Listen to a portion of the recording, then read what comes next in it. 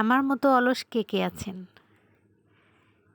Video করে রাখি ঠিকই, কিন্তু এডিট করে যে আমি ভিডিওটা আপলোড করব সেই সময়টুকু হয় না। আসলে হয়, কিন্তু এডিট করা হয় না।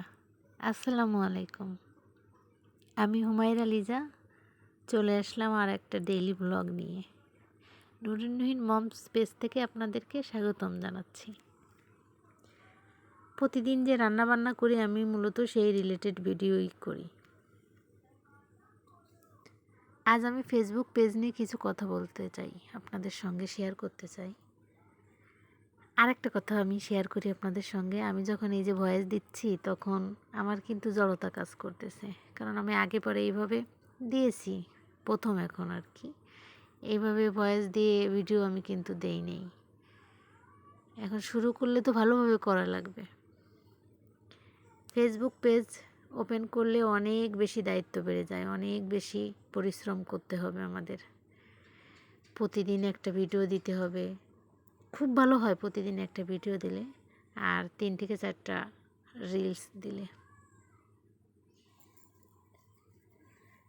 যাই হোক, আমি আমার একটা পেজ আছে হুমায়রা শরীফ নামে একটা পেজ আছে, ওই পেজটাতে আমি আগে পরে অনেক ভুল করেছি, যার জন্য আমার একটার পর একটা আপনার content policy issue, flag content, monetization issue, মোট কথা অনেক কিছু ছিল। এখন যদিও কিছুই নেই, তারপরও আমার কয়েকটা ভিডিও, বড় ভিডিও হয়েছে, ছোট ভিডিওতে কিন্তু আপনার বেশ ভিউ হয়েছে।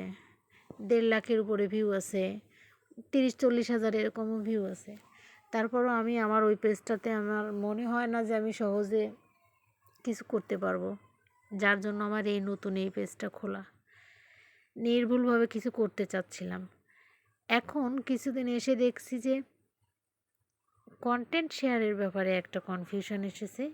অনেক বড় বড় ইউজাররা বলতেছে কন্টেন্ট শেয়ার দেওয়া যাবে না, অন্য মোবাইল থেকেও দেওয়া যাবে না।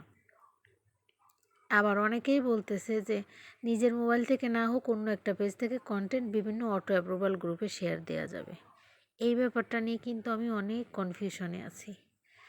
অনেককে আমি মেসেজ করেছি, কিন্তু দুঃখের বিষয় কি, যারা একবার বড় হয়ে যায় তারা কিন্তু আর ছোটদের ওইভাবে সাপোর্ট করে না। তারা যতই বলুক বড় ইউজাররা আমরা ছোটদের সাপোর্ট করি, আসলে কিন্তু করে না।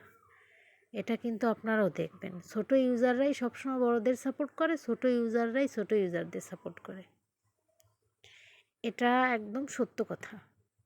যাই হোক, আমার রান্নাবান্না কেমন লাগলো জানাবেন। আজ আমি রান্না করেছি ঢেঁড়স ভাজি করে নদীর পাঙ্গাস মাছ দিয়ে রান্না করেছি। আর ভিডিওতে ইতিমধ্যে দেখেছেন রূপচাঁদা মাছ মাত্র 2টা শরীফ সাহেবের জন্য ভাজি করেছি, সঙ্গে পটল ভাজি।